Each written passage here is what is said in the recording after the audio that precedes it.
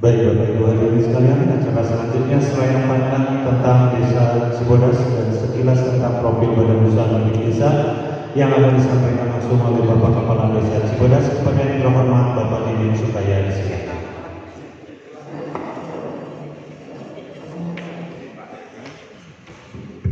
Izin menghadap. Assalamualaikum warahmatullahi wabarakatuh. Bismillahirrahmanirrahim. Wa bihi nasta'in ala waddin wa ala alihi wa sahbihi. Yang kami hormati Pak Kepala Dinas dari Kabupaten Pasangkayu, Pak Direktur LPP Mitra Edukasi Indonesia yang luar biasa, mitra kami juga Pak Ketua Abdesi dari Pasangkayu dan Ketua Abdesi dari Toli dan alhamdulillah Pak Kades dan alumni saya kemarin di PCA Pak Kades juga sampai dengan saat ketemu Pak. Jadi ternyata kemarin juga ada dari Pekanbaru ketemu juga dengan alumni PCA Pak alhamdulillah dan Ketua BPD rekan mitra kami yang kami hormati dan BPD angkat desa yang hadir. Adalah izin Allah Subhanahu wa Ta'ala pada hari ini kita bisa bersama di Cibodas lebih sering dan dikatakan kalau dibanding ya sama lah kita sebuah potensi regulasi yang sama makanya Pak Kades, cuma mungkin ada sebuah potensi yang belum bisa dikembangkan. Marilah kita kembangkan bersama. Kami nanti dengan Undang-Undang 12/2007 Pak Kades bahwa Bandung Barat akan dimekarkan dulunya adalah Kabupaten Bandung Pak, dimekarkan dengan Undang-Undang 12/2007. Jadi Bandung Barat usianya dari 2007 Pak sampai dengan sekarang. Di Bandung Barat terdiri dari ada 16 kecamatan Pak Kabis. Jadi belum ada kelurahan Pak. Desanya ada 165 desa di Bandung Barat itu.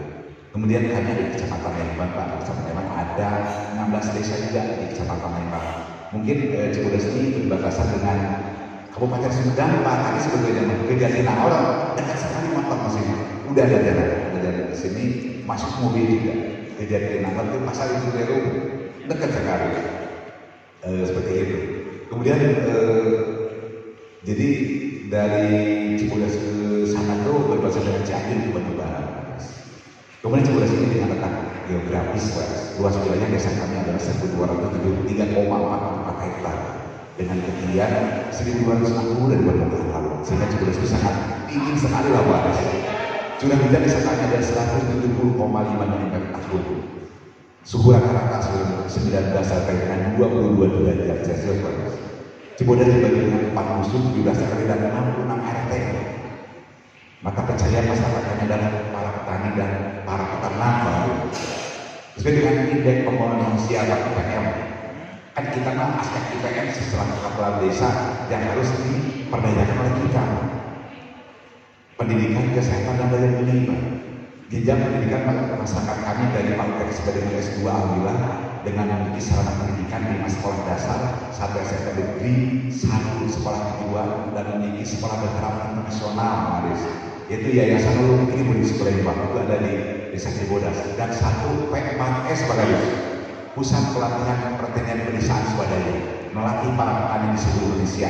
Ada 3 P4S Pak Gadis di sini. Jadi kalau mau bertani dari hulu sampai hilir dengan pemasaran ke Cibodas Pak 3 bulan insya Allah bisa bertani sayur mungkin seperti itu Pak Kadis untuk sayur gitu kan. Kemudian di kesehatan kami memiliki 17 posyandu yang tersebar di 17 RW, 1 puskesmas Cibodas dan 1 ponen. Ponen adalah pelayanan obstetrik dan analisis energi dasar. Jadi kami memiliki rawat inap yang melahirkan Pak Kadis. Di sini alhamdulillah, jadi kecuali harus penanganan operasi itu sesar itu dirujuk ke rumah sakit dengan sarana kesehatan. Alhamdulillah Pak Anies memiliki 3 ambulan desa Pak, itu bantuan dari CSR. Alhamdulillah 1 mobil bank sampah, mobil perpustakaan keliling dan 1 mobil maskara dan 2 mobil motor dan 3 itu semua dari BUMN Pak. Terima kasih karena kan kalau anggaran dana desa itu kalau dibeli mobil sebagai habis lah Pak. Apalagi kan kalau sekarang kemarin 3 kali itu dari COVID itu kan luar biasa lah. Sehingga kami demo untuk merubah ini yang Perpres 104 PLT supaya sedikit tidak bisa lah. Akhirnya 2 tahun tidak bisa bangun Pak. Waktu kemarin ini menggunakan bagaimana sih aspirasi Dewan aja kemarin. Alhamdulillah kami dapat bantuan rupiah itu 150 unit Pak dari DPR RI baru tadi kan itu satu unitnya 20 juta didapat 1,5 miliar Pak. Itu untuk CSR dari aspirasi Dewan seperti itu lah Pak.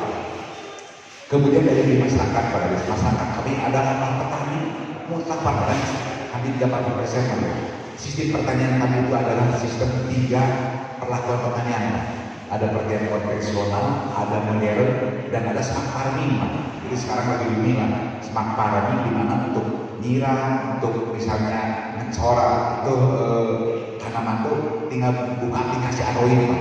Jadi kalau misalnya butuh air 200 mg tinggal terus nanti untuk nyiramnya tinggal dibikin oke saja udah selesai lah seremoninya tadi itu.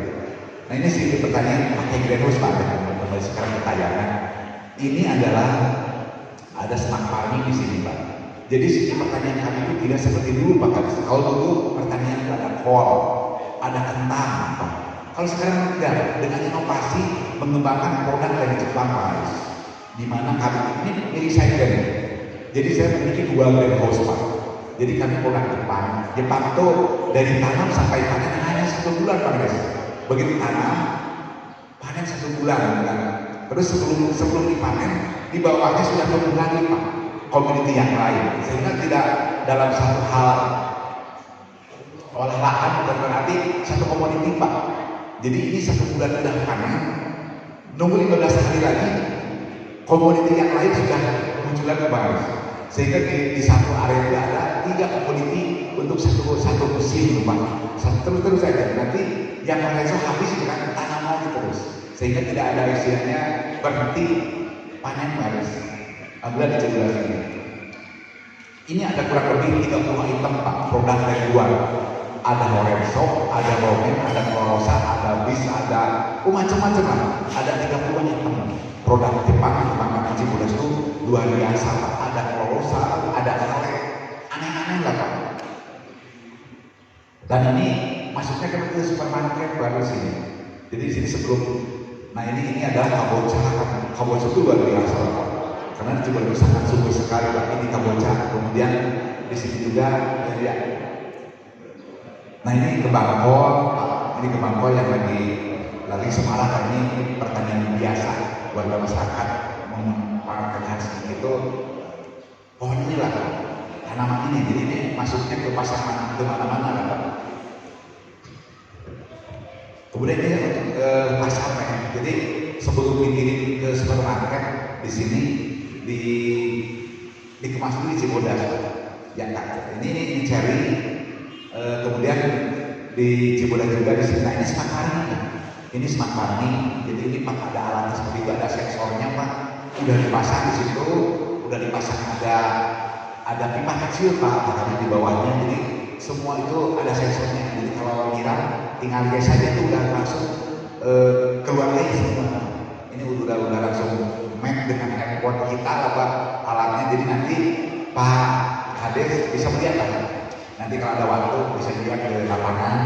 Ini yang smart farming, ada yang greenhouse biasa, ada yang pertanian misalnya konvensionalnya seperti apa Pak, nanti bisa dilihat.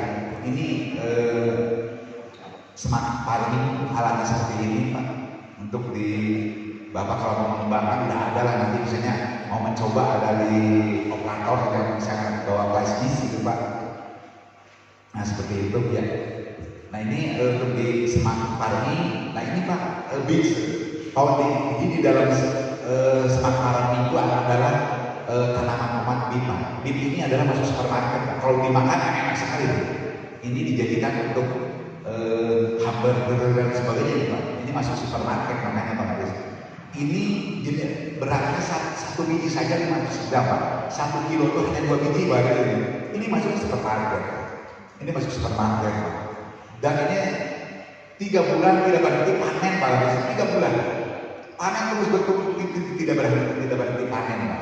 Ini kan pohonnya juga saya terasa tinggi lah. Bahkan pokok itu masih gini Pak. Ini nanti bisa lihat Pak. sekilas saja nanti. Cuman kalau masuk ke Semarang ini tidak bisa semua masuk juga Pak. Paling 10 orang dulu melihat karena kan di situ ada juga Pak, ada alat ini elektroniknya Pak. Jadi bisa 10 orang melihat juga bagaimana cara aplikasinya nanti bisa. Nah itu untuk di Smart Farming Pak. Kemudian ini rumah kemasan Pak, ini rumah milik bukan milik perusahaan, milik kelompok tani Pak. Jadi sebelum dikirim ke supermarket, dikemas dulu di Cibodas Pak. Ini memiliki 8 rumah kemasan Pak di Cibodas ini. Memiliki 8 rumah kemasan yang kerjanya ini adalah pariwisata Pak. Jadi kami komitmen dengan BPD membuat regulasi Pak. Apabila mendirikan wisata, mendirikan apapun ya, yang sifatnya mengerjakan orang, wajib 80% warga setempat. Jadi kalau tidak memenuhi itu ditolak saya. Jadi jangan sampai pribumi menjadi penonton di desanya sendiri Pak. Banyak kan, kadang-kadang orang luar mendatang jadi kaya malah pribumi repot jadi penonton. Saya tidak itu lah. Jadi di sini semua dibekerjakan. Akhirnya Cibodas tidak ada yang namanya orang Cibodas kerja di luar negeri. Tidak ada mereka sampai paling jadi alpa lah, paling-paling yang muda gitu. Jadi tidak ada yang sifatnya kerja di luar negeri Pak. Karena kami bagaimana inovasi dengan potensi yang ada kan, sehingga semua diperdayakan apa? Karena tugas kita selaku kepala desa yaitu untuk menunjang kesejahteraan warga Pak ya. Menunjang, kalau kesejahteraan kan harus dikasih apa-apa gitu kan. Ini kan menunjang kesejahteraan. Seperti itu lah. Ini lagi banyak produk Pak. Ini perempuan yang baru sekolah gitu dilanjutkan, kami tarik ke sebuah rumah kemasan, ke tempat wisata. Ini adalah komoditi cabai banyak Pak. Cabai juga bukan satu komoditi kan. Ini ya cabai paprika juga ada, ya. Cabai paprika dan sebagainya banyak Pak. Nah ini di tempat rumah kemasannya Pak. Jadi kalau Bapak ada waktu bisa melihat apa yang tadi saya bicarakan, Bapak bisa ke lapangan Pak. Cuman seharian nggak bisa, mungkin nyampe ya kalau ada waktu kayak nanti. Nah ini Pak setelah direview castingnya Pak. Jadi kita punya nilai jual. Jadi kalau Bapak besok ke Jakarta masuk ke supermarket 30 produk dari kami itu masuk ke ini ke rumah ke outlet Jakarta Pak. Mungkin Pak Budi suka di Jakarta. Brand kami adalah ada Yakult Pak. Ada Yakult, ada Esko, ada Bintang Jaya, ada juga di sini CL, ada banyak Pak. Jadi brand dari Cibodas itu ke Jakarta, karena Cibodas adalah sebagai pemasok sayur ke Jawa Barat Pak. Per bulan 100 ton Pak Kadis, yang sudah direkam saja. Jadi di sini 100 ton per bulan Pak Kadis. Ini yang masuk supermarket. Grade A-nya masuk supermarket, C-nya masuk ke pasar induk, B-nya, C-nya ke pasar tradisional, Pak. Yang rejectnya diolah oleh PKK menjadi UP2K di Cibodas, Pak. Jadi semua bisa dijual, Pak. Jadi tidak ada yang istilahnya dibuang, Pak Haris, Pak Direktur, ini semua bagaimana sih memperdayakan kita selaku kepala desa itu kan. Alhamdulillah bisa diperdayakan di Cibodas, Pak. Kami kerjasama dengan rumah kemasan, kami memasak ini bukan milik perusahaan Pak. Jadi ini kelompok tani Pak di Cibodas ini.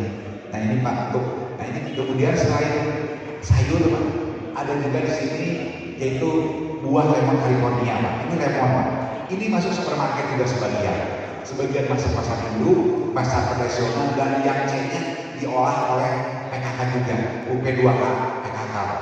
Itu industri rumahan, belum masuk ke supermarket Pak karena ini kan belum ada badan POMNIS, sulit juga Pak Direktur ke badan POMNIS ini kan industri rumahan oleh PKK biasanya suka menampilkan di situ dia kan menjual produk lemon dan minuman lemon gitu kan Pak. Cuman sekarang mungkin lagi ada musibah saja tidak bisa menampilkan di sini Pak, biasanya seperti itu. Ini lemonnya seperti itu Pak, sangat mudah sekali. Cibodas itu yang jenis buah hanya lemon saja yang bagus Pak. Kalau yang namanya durian itu kurang bagus, apalagi kelapa tidak bisa tumbuh sih tumbuh Pak, cuman tidak ini kalau udah besar busuk gitu Pak, karena kan kita terlalu dingin di Cibodas ini. Nah itu untuk lemon. Kemudian juga ada tanaman hias Pak. Ini adalah pemanfaatan lahan Pak, lahan kecil di halaman rumah warga masyarakat menanam stroberi itu di rumah. ada nanam seledri, ada bawang daun, sehingga ini semua bisa bagaimana sih pemanfaatan karena Cibodas itu lahannya udah sempit Pak dari sini. Nah seperti tempat Bapak mungkin lahan kosong katanya, dan di sini ya saya juga Pak seperti itu tidak punya tanah di sini. 1 hektar di Cibodas itu nyampe itu 15 miliar. Kalau saya punya 15 miliar, baru punya tanah 1 hektar ya. Itu yang sifatnya, kalau yang bentuknya hanya 14 meter itu per tumbang itu nyampe 30 juta. Ini di kampung pada tidak tahu juga, karena mungkin ada wisata gitu sehingga ya bahasa kepada kami orang kecil ini tidak bisa dibeli tanah gitu ya, sehingga tanahnya kalah oleh bapak di sana kemarin dan seperti itu. Nah, ini untuk di pemanfaatan lahan. Kemudian juga ada ini cocok tanam tanaman hias bagus. Bagaimana sih inovasi tanaman hias ini juga secara online Pak dibina oleh kami juga. Ini keterlibatan desa semua Pak Des. Jadi kami juga memberikan peningkatan kapasitas untuk para petani semua lah. Di lembagaannya semua diberikan bantuan oleh kami di Cibodas ini. Ini adalah tanaman hias. Kemudian Cibodas juga selain tanaman hias ada juga peternak sapi perah Pak Des. Warga kami itu beternak sapi perah, di mana dalam 1 hari perah 2 kali. 1 ekor sapi bisa menghasilkan 15 liter per hari Pak Des. 1 ekor sapi Pak. Ini cara menjual ini diperas secara manual Pak. Kemudian penjualannya kerjasama dengan KPS Lembang. Jadi di sini kan warga masyarakat cukup merah di situ ada TPS di tiap RW. TPS itu adalah tempat penampungan susu Pak, susu sapi maksudnya, kan gitu. Ini Pak. Jadi warga masyarakat cukup ambil di situ aja. Ini perempuan kami yang pelakunya itu perempuan di sini dia. Jadi di sini perempuan juga membantu ke suami Pak dalam hal usaha kan gitu. Ini cukup di situ, nanti ada mungkin angkutan Pak. Ini wajib diangkut tiap hari ini. Ini jemputan tiap hari pagi dan sore itu diangkut ke kota Lembang Pak. Maka Lembang kan ada Sule itu adalah susu Lembang Pak. Ada bolu Lembang itu kan udah di Lembang semua Pak. Jadi ya di sini ada sistem susu liwet, susu juga ada di sini Pak di Cibodas ini. Nah ini Pak untuk di produk jadi susu-susuan gitu. Nah ini susu sapi maksudnya Pak. Nah ini Pak, nah gitu. Nah ini para petani, para peternaknya. Kemudian untuk ini sektor depan guna pada Alhamdulillah saya di 2016 itu dapat juara 1 nasional tentang pengolahan teknologi tempat guna Pak pada itu. Karena kotoran sapi itu dulu awalnya orang menjadi biogas dan bukan hanya sampel saja kan. Jadi orang lain hanya pakai plastik Pak. Kalau kamu udah dipadatkan menjadi padat itu masuk ke ini ke kain di bawah sehingga api itu padat sekali Pak, sama dengan api biasa Pak. Nah ini jadi kotoran sapi itu kan harusnya itu jadi limbah, dimanfaatkan apa? Karena kan itu limbah itu sangat mengganggu kan. Kalau di sini kekurangan apa? Ini untuk biogas Pak. Nah ini kompornya. Jadi meskipun misalnya bahan bakunya dari kotoran sapi, kalau sudah jadi api panas juga Pak Des. Misalnya kita goreng tahu bisa sama aja matang, nasi juga matang. Kalau udah dimakan sama, tidak ada terasa kotoran sapinya Pak. Asal tahu saja kan mana ya? Udah itu, coba saja nanti. Ingin tahu dari bahan kompornya dari kotoran sapi mana nanti dibuktikan di sana ada bisa dicoba dimakan kan? Enak juga pada sama. Seperti itu. Nah ini Pak untuk kompornya. Untuk ini ada kalau mau ada kompor yang bertanya di sini nanti tinggal bawa plastik saja untuk nanti mencoba buat kita Pak. Nah ini untuk di biogas. Nah kemudian kalau masuk kotoran sapi Pak, dari sapi kan ada susunya, ada anaknya, ada kotorannya jadi biogas. Nah ini kotoran sapi diberikan kepada cacing juga Pak guys. Ini di Cibodas lagi booming ternak cacing Pak. Cacing kecil, bukan cacing besar. Cacing kecil 2 jenis, tiger dan lumbricus Pak. Pakannya kotoran sapi Pak. Ini diberikan kepada cacing, kandangnya cukup kecil, hanya 20 cm ke 1 meter 70 Pak, 1 meter 20 ke 70 Pak kandangnya.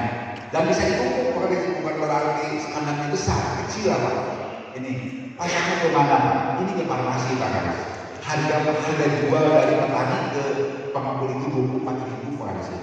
dan kebutuhannya per kilo, kebutuhannya per bulan 10 ton Pak Kades, masuk ke farmasi Pak.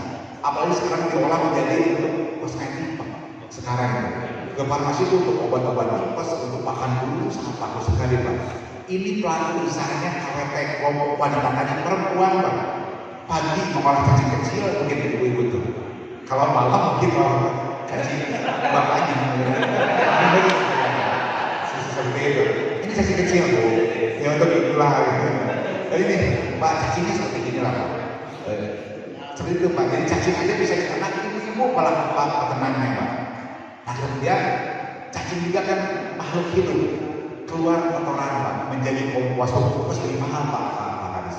Ini per karung bisa 40.000 Pak, ada limbah juga ada. Nah itulah Pak, jadi inovasi kami dengan potensi apapun bisa dimanfaatkan menjadi nilai jual Pak Haris. Kalau memang ada, tapi kalau memang potensi beda dengan di Cibodas, Bapak juga ada potensi di sana Pak. Apa saja bisa jadi lah Pak, itu dicoba. Jadi kalau tidak dicoba, ya tidak mungkin bisa sukses Pak. Cibodas tidak menunjuk kita nih Pak Direktur juga mengatakan 2016 itu seperti apa Pak. Tapi bagaimana sih wawasan kita sebagai kepala desa, bukan bangga disebut Pak Kades, bukan bangga dengan jabatan dan pangkatnya, tapi bagaimana inovasi untuk mensejahterakan masyarakat melalui bukan berarti langsung kan Pak, tapi melalui kegiatan-kegiatan yang Pak. Nah ini Pak untuk komposnya seperti itu. Nah kemudian juga ada beberapa tempat wisata Pak Kades. Kemarin saya dengan Pak Kades dan kemudian di Ilmaya, kemudian di resort ada Telur Semanibaya, ada Pine Garden, kemudian ada juga di sini Pine Hill. Jadi di sini Cibodas itu Pak, kenapa tidak ada tempat ini tidak ada penginapan? Karena Cibodas itu kena aturan Pak, ada Perda 2016 tentang kawasan konservasi Jawa Barat Pak. Jadi Cibodas itu tidak boleh berdiri penginapan Pak. Makanya kalau dulu diperbolehkan udah banyak penginapan, jadi tidak boleh Pak. Nah intinya apa Pak? Jadi bagaimana sih untuk menambah penghasilan warga juga, maka dibuatlah homestay. Homestay ini adalah sebagai juara tempat nasional juga di Cibodas ini. Jadi warga masyarakat yang tadi kan bisa nginap, dapat uang, pada rumah masyarakat Pak. Banyak di sini, lebih banyak di Cibodas ini. Nah seperti itu Pak di Cibodas ini. Kemudian di wisatanya ada UP2K juga, ini nitip di Bugenpil yang kemarin Pak Kades kita kesana kan tidak ada orang, karena udah jam 5 itu udah tidak ada kan. Nah ini Pak salah satunya. Jadi bagaimana sih warga masyarakat bekerja sama dengan wisata, dengan semua itu harus kita kerjasama yang ada di desa Cibodas ini. Nah itu Pak untuk di wisata yang ada di desa Cibodas ini, salah satu tempat-tempat wisata kami di Cibodas itu banyak sekali lah Pak wisata. Di Cibodas kan Cibodas itu tidak memiliki tanah bengkok Pak Kades, sehingga wisata bukan milik desa, ini milik swasta Pak, tapi memberikan kontribusi ke desa juga, ini seperti itu Pak Kades. Nah itu Pak untuk di bidang itu Pak untuk wisata. Kemudian di Cibodas juga karena tidak memiliki tanah khas desa Pak, sehingga melupakan PAD di Madonan dengan mendirikannya BUMDes Pak. BUMDes Karya Mandiri memiliki 3 unit usaha Pak Kades, diantaranya mulai air bersih, gedung serbangunan dan kios desa Pak Kades yang Pak Kades di sini. Jadi pendapatan BUMDes Karya Mandiri untuk mengolah air itu per bulan 60 juta per bulan Pak Kades. Untuk BUMDes Karya Mandiri besar pemasukan, besar juga pengeluaran Pak. Karena kita harus kerjasama dengan desa di luar Pak. Karena Cibodas itu tidak memiliki mata air Pak. Jadi kami 5 mata air itu bayar per 1 mata air per bulan 2.200 per bulan. Jadi pemasukannya juga besar, pengeluaran juga besar karena BUMDes itu lebih mensubsidi kepada warga masyarakat. Jadi per 1 kubik hanya 2.000 rupiah saja Pak. 1 kubik itu kan 1.000 liter Pak. Sedangkan aqua saja 3.000, hanya setengah liter kan 3.000, ini 1.000 liter hanya 2.000 rupiah Pak. Sehingga dengan penyelenggaraan ini bisa dirasakan oleh warga masyarakat. Bukan berapa PAD desa kami itu. Jadi kami tidak lebih PAD berapa Pak Hadis, tapi sejauh mana masyarakat bisa mengurangi kesejahteraan ini, pengeluaran beban dengan penyelenggaraan ini Pak. Jadi kalau kami bayar 5.000 saja BUMDes ini bisa mendapatkan 150 juta per bulan Pak. Tapi warga masyarakat buat apa kalau masyarakat misalnya menjerit karena bayar air harus mahal tuh Pak. Itulah kita dengan teknik seperti apa supaya dirasakan oleh warga masyarakat. Ini Bu Des ini kebetulan direkturnya sekarang lagi dengan kementerian Pak. Harusnya dengan saya hari ini 3 hari dan karena ada temannya hadir karena saya tidak pergi ke sana Pak. Direktur Bu Desnya sekarang lagi ada di hotel Grand apa sih Bandung di Jatinegara sekarang. Pulangnya hari Sabtu Pak. Makanya seperti itu. Mungkin itulah Pak Kades sekilas saja nanti apa yang perlu ditanyakan perlu ke lapangan enggak karena mungkin saudara kita juga ada yang sudah di luar kayaknya Pak ya udah betul ya ada rekan kita dari Bali sekarang season keduanya ada rekan dari Bali nanti diskusi sebentar nanti setelah Jumat kita ngobrol sepenuhnya maka gitu ya nanti sebelumnya mau ke lapangan maka kalau ini kita saja jadi sebelum makan juga ini itu sudah mulai